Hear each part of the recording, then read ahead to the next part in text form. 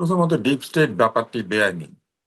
রাষ্ট্র প্রকাশিত থাকবে জনগণের সামনে এবং রাষ্ট্রকে কেউ অদৃশ্য হাতে নিয়ন্ত্রণ করবে না। রাষ্ট্র নিয়ন্ত্রিত হবে দৃশ্যমান হাতে, নির্বাচিত প্রতিনিধিদের হাতে। এবং রাষ্ট্রের নিয়ন্ত্রণ তো শুধু অল্প কিছু লোকের কাছে থাকবে না। রাষ্ট্রের একটা চেক এন্ড ব্যালেন্স সিস্টেম আছে, যে চেক এন্ড ব্যালেন্স সিস্টেমে বিচার ব্যবস্থা, প্রশাসন, আইন শৃঙ্খলা রক্ষা, আইন প্রণেতা, এরা সবাই একসঙ্গে কাজ করেন। এবং এই একসঙ্গে কাজ করার যে একটা হারমোনি, এই হারমোনি জনগণের অধিকারকে প্রতি পদে পদে নিশ্চিত করে। যেমন সরকার যদি কোনো অন্যায় করেন, আমি বিচার ব্যবস্থার কাছে যাব। আমার প্রতি কেউ যদি অপরাধ করে, আমি বিচার ব্যবস্থার কাছে যাব। বিচার ব্যবস্থা আইন শৃঙ্খলা বাহিনীকে বলবে অপরাধীকে ধরে আনতে। প্রশাসন একটা নিরাপদ ব্যবস্থা তৈরি করার জন্য সরকারকে সাহায্য করবে। প্রশাসন এবং সরকার আইনের মাধ্যমে পরিচালিত হবে। এই যে একটা পারস্পরিক মিথজীবিতার মধ্যে দিয়ে, পারস্পরিক সম্পর্কের মধ্যে দিয়ে রাষ্ট্র পরিচালিত হয়। সেই রাষ্ট্র পরিচালনার ক্ষেত্রে কিছু মানুষ সিদ্ধান্ত গ্রহণের অধিকার পান, যেমন রাষ্ট্রপতি, প্রধানমন্ত্রী, মন্ত্রী পরিষদ এবং সরকার কর্তৃক নিযুক্ত ব্যক্তিবর্গ, যারা বিভিন্ন ক্ষেত্রে ক্ষমতায়িত হয়ে থাকেন। যেমন নির্বাচন কমিশন নির্বাচন নিয়ে সিদ্ধান্ত নেয়, যেমন বিদ্যুতের কর্তৃপক্ষ বিদ্যুৎ নিয়ে সিদ্ধান্ত নেয়, যেমন জ্বালানি কমিশন আছে, রেগুলেটরি কমিশন, তারা দাম নিয়ে সিদ্ধান্ত নেয়। বিটিআরসি আছে, তারা ইন্টারনেটের দাম থেকে শুরু করে আমাদের আহ, যে ব্যান্ড উইথ আছে সেগুলো নিয়ে সিদ্ধান্ত নেয়, তাই না? এই যে পুরো প্রক্রিয়াটা, এটা পুরাটা হবে স্বচ্ছ, দৃশ্যমান। এখন কিছু লোক মনে করেন তাদের বিছানায় শুয়ে আছেন, কিন্তু তারা এই রাষ্ট্রকে নিয়ন্ত্রণ করছেন। কিছু লোক বিদেশে আছেন, মনে করেন তারা অন্য কাজ করেন, কিন্তু রাষ্ট্রকে তারা গভীর থেকে নিয়ন্ত্রিত করেন। তারা ঠিক করেন কে মন্ত্রী হবেন, কে মন্ত্রী হবেন না, কে কোথায় যাবেন যাবেন না, কে কতদিন ক্ষমতায় থাকবেন। এই বিষয়টা তো জনগণের অধিকারকে ক্ষুণ্ণ করে। এখন প্রশ্ন হচ্ছে যে এই ডিপ স্টেট আছে, এই কথাটিকে তিনি বলেছেন, তার মানে ধরে নিচ্ছে আসিফ মাহমুদ সত্য কথা বলেছেন, একটা ডিপ স্টেট আছে। তাহলে ডিপ স্টেটের কুশীলব কারা? কারা আমাদের ভাগ্য নিয়ে চিনিমিনি খেলে? কারা ঠিক করে কে 29 পর্যন্ত থাকবে এবং থাকবে না? এত ক্ষমতা তাদেরকে কে দিল? জনগণ কি দিয়েছে এই ক্ষমতা? জনগণ তো তাদেরকে এই ক্ষমতা দেয় নাই। তাহলে তারা কোথা থেকে ক্ষমতায়িত হলেন? কারা তাদেরকে এম্পাওয়ার করলেন?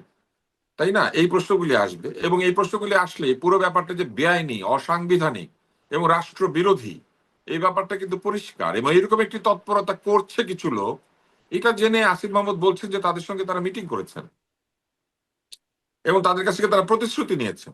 তার মানে কি বাংলাদেশে কে কয়দিন থাকবে, ক্ষমতায় থাকবে না, এটা জনগণ ঠিক করে না, এটা আসিফ মাহমুদরা আর তাদের পরিচিত লোকেরা মিলে ঠিক করেন? তার মানে কি বলতে হবে আসিফ মাহমুদ কতদিন উপদেষ্টা থাকবেন থাকবেন না এটাও তাদের হাতেই ছিল? তার মানে 29 পর্যন্ত থাকতে চাইলে থাকতে পারতেন। হয়তো অনেক কথা শোনেন নাই, উনি বলেছেন যে তারা অনেক কিছু রাজি হন নাই। রাজি হন নাই বলেই নাকি বিএনপি ক্ষমতা এসেছে, তাই না? তো রাজি হলে কি বিএনপি ক্ষমতা আসতো না? যদি না আসতো তাহলে কিভাবে? তার মানে নির্বাচন হতো না। তার মানে জনগণকে নির্বাচনের অধিকার থেকে বঞ্চিত রেখে একদল লোক আহ যা মানে যাকে ইচ্ছা তাকে ক্ষমতায় রেখে দেওয়ার মতো ক্ষমতা এই এই রাষ্ট্রে ভোগ করেন, তারা সেটাকে এনজয় করেন। এই কাজটা তো তারা তখন বসে বসে মিটিং করেছেন। তাহলে তারা এটাকে গোপন রেখেছেন এবং এখনো গোপন রেখেই চলেছেন। তাহলে ডিপ স্টেটের স্বার্থ কে দেখছে? ডিপ স্টেটের স্বার্থ দেখছেন আসিফ মাহমুদরা। আর ওইদিকে ডিপ স্টেট কাদের স্বার্থ দেখছে? আসিফ মাহমুদদের স্বার্থ। তো তাহলে কি দাঁড়াইলো? একজন দুজন ভাড়া ভাই, তাই হয়ে গেল না? উভয়ই রাষ্ট্রের বিভিন্ন দায়িত্ব প্রাপ্ত এবং উভয়ই একজন আরেকজনের পিঠ চুলকাচ্ছেন, অথবা বলে দেবো ভয় দেখাচ্ছেন। ভাই, আপনারা যদি সত্যিই দেশকে ভালোবাসেন, তাহলে আপনারা দেশকে এমন কারো হাতে নিয়ন্ত্রিত হতে দিবেন কেন যাকে শুধু আপনি চিনেন, আমরা কেউ চিনি না? অথবা কোন ক্ষমতা বলে আপনাদেরকে তারা ওইখানে রেখে দিচ্ছেন, এই ব্যাপারটিকে আপনারা প্রশ্ন করলেন না কেন?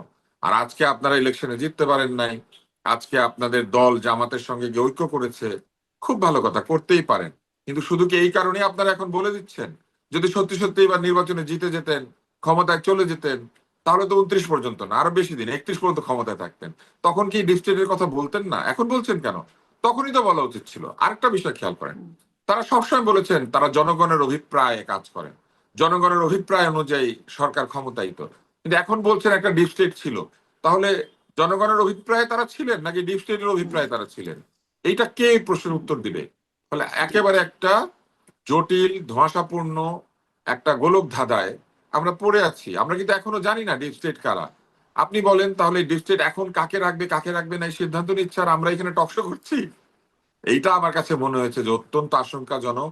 এবং কালকে যদি জি। বাংলাদেশ একটা দুরবস্থায় পড়ে, কারো সঙ্গে যুদ্ধে লিপ্ত হয়ে যায়, আমাদের মাথার উপরে এসে মনে করেন কেউ ড্রোন নিয়ে হাজির হয়, বা যে কোনো একটা বিষয়ে এটা কারা করছে আমরা তো বুঝতে পারবো না, এটা কি ডিপ স্টেট নিশ্চয়ই, করছে? নিশ্চয়ই।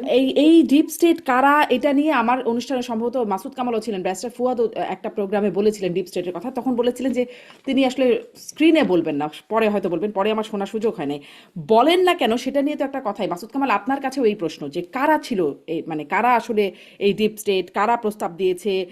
তারা আবার নাকি কিছু ফ্যাসিলিটিও চেয়েছিল শর্ত সাপেক্ষে, যে আহ, কোন কোন মানে সেই কোন কোন জায়গায় তারা আসলে ফ্যাসিলিটেটেড, যেটা আসিফ মাহমুদের ভাষায় যদি বলি, হতে চেয়েছিল, কারা চেয়েছিল, কি রূপরেখা দিয়েছিল, কোন কোন জায়গায় ফ্যাসিলিটেট হতে চেয়েছিল, আর কতটুকু তার পূরণ করেছে। কারণ 1.5 বছর তো ছিল, মানে তারা আসলে তার মধ্যে কতটুকু পূরণ করে 1.5 বছর থেকেছে, সেই বিষয়গুলোকে আমরা জানার কোনো সুযোগ নাই? বা মানে তিনি বলে এতটুকু বলে চুপ হয়ে যেতে পারবেন, এই বাকিটুকু আমরা জানবো না?